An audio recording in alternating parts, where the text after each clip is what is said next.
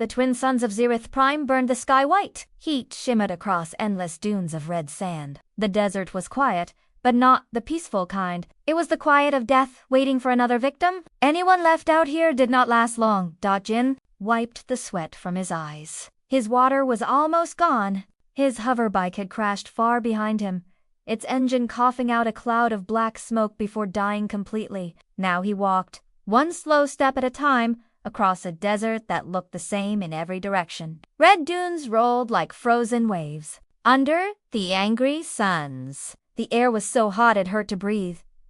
Jin was a mechanic, not a hero. He knew he would die here if he did not find help soon. He checked his old map. There was a tiny mark labeled Service Beacon somewhere ahead. It was his only hope. He looked up, saw the suns beating down like giant eyes, and wondered if he would ever see the night again. As he moved forward, he noticed something strange. In the distance, thin trails of smoke twisted into the sky. Jin's heart beat faster. Was it another traveler? A camp? Or maybe the old service beacon still worked? He started walking faster, feet sinking in the soft, hot sand.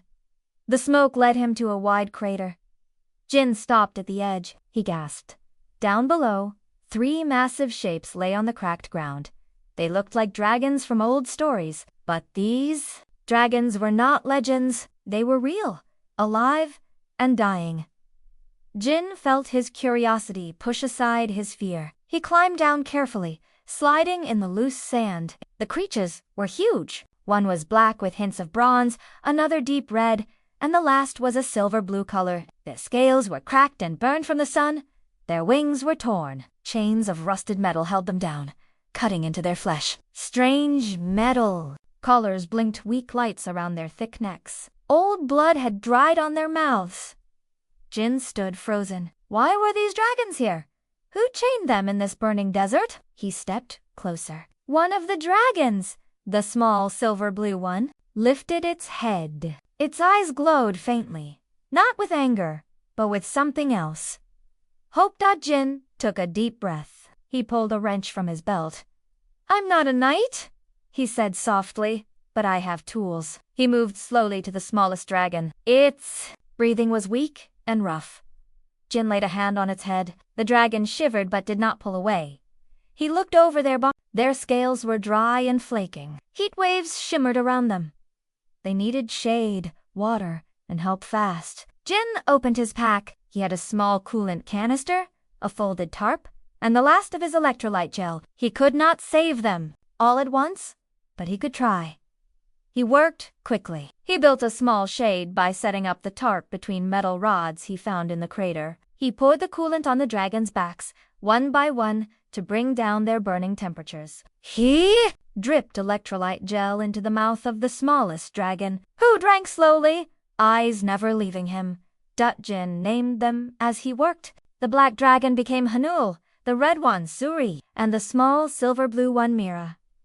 He talked to them while he worked, telling them stories about growing up on Earth, about fixing engines in dusty workshops, and about the stars he once dreamed of seeing. They watched him with eyes that seemed to understand every word. As the night fell, the air cooled. The moons rose, casting pale light over the crater. Jin kept working. He used his plasma torch to start cutting the metal chains. Sparks flew into the dark. He had to go slowly, making sure he did not hurt the dragons. Hours passed in silence, broken only by the soft breaths of the creatures and the hiss of the torch. At last, with a loud snap, one of the chains fell away from Hanul's front leg. The big black dragon moved slowly, testing his freedom. He lifted his head, looking down at Jin with glowing eyes. Then, to Jin's surprise, Hanul pressed his huge head gently against Jin's chest. It felt like a quiet thank you. Jin stood frozen, heart beating fast. He realized they did not see him as a threat. They saw him as a friend. Jin spent the rest of the night helping the dragons. He wrapped cloth around their wounds. He sang ode songs from Earth to keep himself awake. He scavenged old parts from the crater, finding scraps of metal and wires. He built a small solar panel from broken pieces, giving just enough power to run a fan and a small light. Days passed. Jin worked every hour he was awake. He found an old crashed rover nearby. He stripped it for more parts, wiring, and batteries. He built a better shelter and started mixing his rations into a paste he hoped the dragons could eat. He adjusted the pH of the mix until Mira finally swallowed it without choking. He watched happily as color slowly returned to her scales.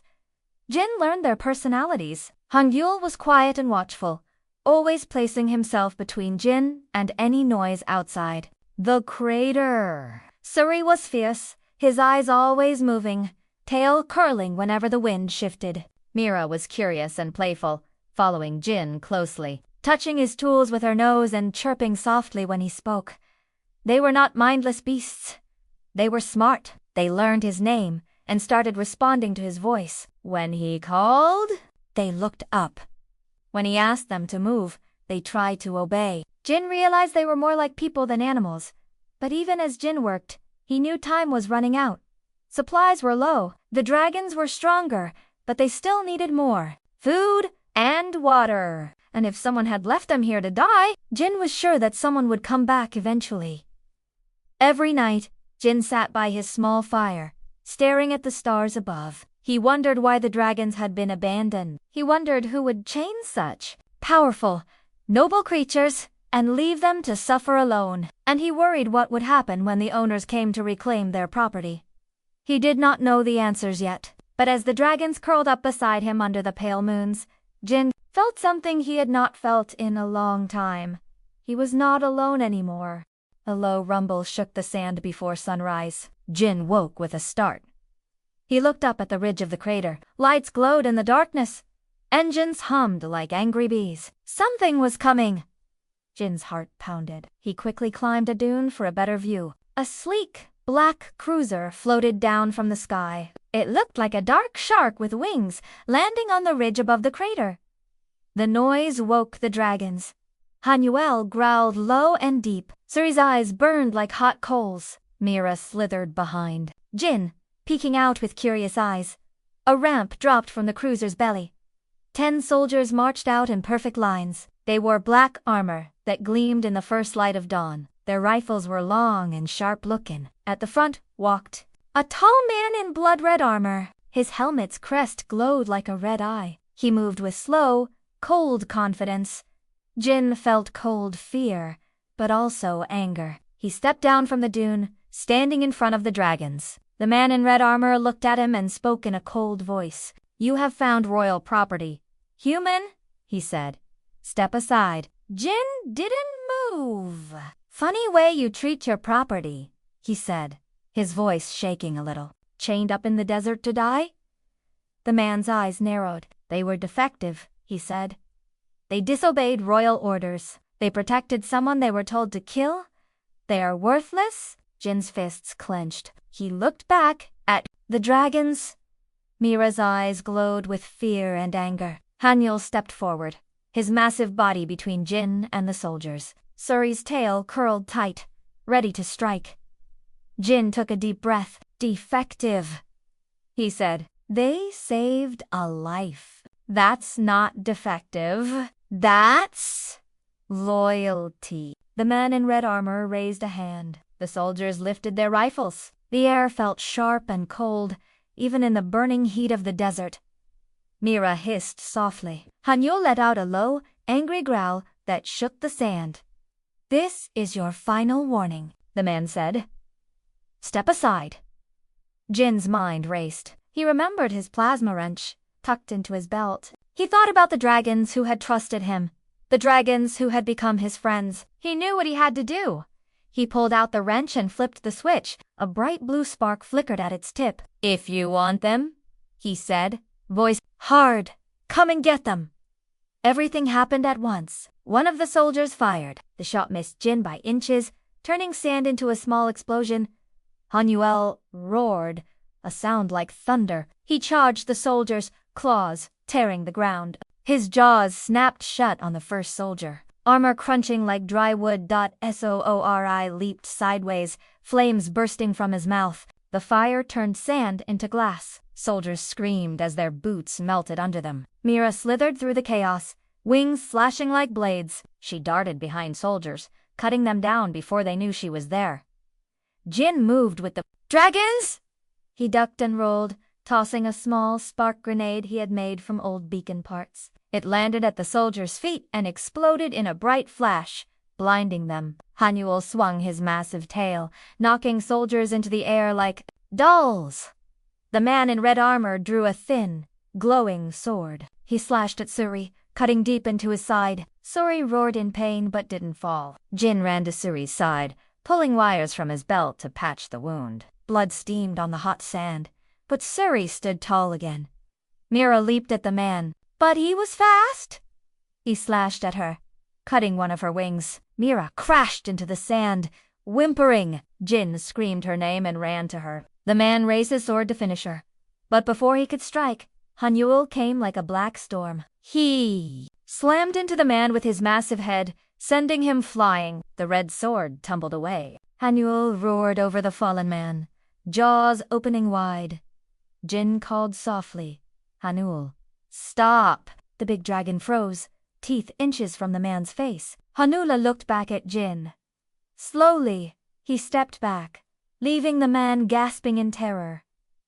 The battle was over. The few surviving soldiers crawled away, terrified. The man in red armor lay in the sand, shaking. Jin stood tall, dragons behind him, breathing hard but alive. Smoke rose from the crater. Heat waves danced over the glassy sand. In the quiet, Mira limped to Jin and pressed her head against his chest. He hugged her neck, whispering softly. Hanyul stood like a silent mountain, watching the horizon. Suri licked his wounds and glared at the fleeing cruiser as it lifted off in defeat. A small drone buzzed overhead, blinking a tiny red light. Jin looked up. The drone's lens focused on him and the dragons. It zipped away into the sky, carrying video of the fight. Jin felt tired. He sank to his knees. The dragons gathered around him, wrapping him in a wall of warm scales and soft breathing. He smiled weakly. Guess we're not alone anymore, he whispered Dot later that day. The video spread across the galaxy. People watched as one human mechanic stood against royal soldiers with 3 dragons at his side. They saw him refuse to abandon the creatures, left to die. Outrage grew like fire. People demanded to know why royal dragons were chained in the desert. The truth came out. They had been ordered to kill an innocent child, but they protected her instead. The prince who ordered their deaths was disgraced. His house fell. The dragons became heroes and symbols of loyalty and justice. Jin, the simp mechanic, was called a legend.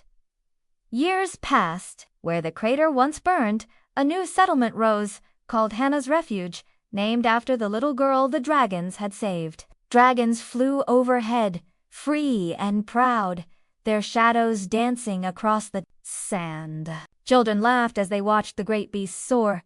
Jin stood on a high cliff, watching the dragons he once saved. They had saved him too. He knew the desert would never be the same. Together, they had turned a place of death into a place of life and hope. And in the soft evening light, Jin smiled, knowing he would never be alone again.